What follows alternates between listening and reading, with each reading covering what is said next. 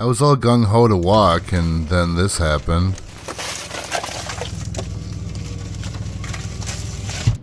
So this week, we're going to try something a little different.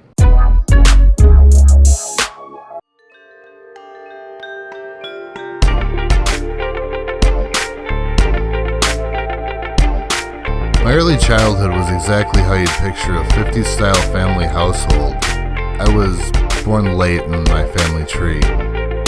But it was a great place for a child to grow up until I was 8 when my mom died right in front of me without any warning. I'm sure she would have preferred that would have gone a different way, but we don't really get a choice in these things.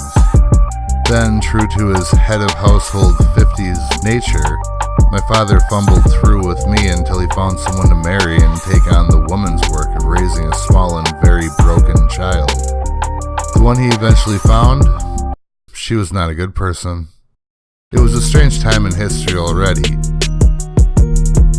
but I found my way to make it even weirder. The worst thing was, no one believed me about what was going on at home.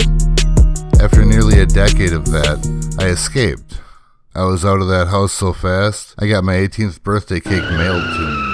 The thing was, I made it out into the real world, but I wasn't raised. I was only abused, so I wasn't ready for anything. I had to figure out how to forge a life for myself among people who I thought don't listen to me and don't want me around anyway, so I just stayed home most of the time and hid out from the world. And I didn't take the abuse very well because I had that first 8 years of normalcy under my belt.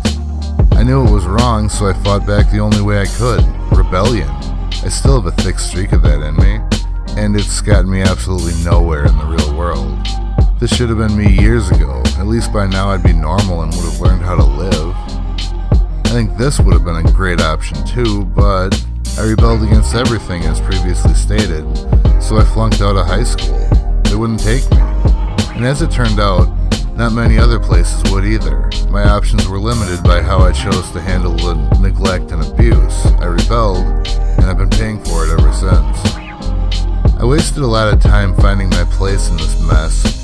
And when I got my ex-wife pregnant, I found a reason to grow and be a better man. I owe this turnaround to him, and since then I've made matters worse in some ways, much better in others. I'm a good father to my boy, even if me and his mother fell out. Everything's getting better now, but I'm still in a heap of shit, but kind of floating for the moment, and I'm working my way further out of it every damn day. And I'm making progress, but it's going more slowly than I'd like. This season I plan to focus on goals because setting and accomplishing goals seems to be the clear path out of this. So we're going to give that a shot. So tune in next week for maybe a walking episode, maybe something different like this. Every season has its one last stand before winter gives way to spring. Here's hoping this is that, but you never know. Well, thanks for watching. Have a good day, and I'll see you again soon.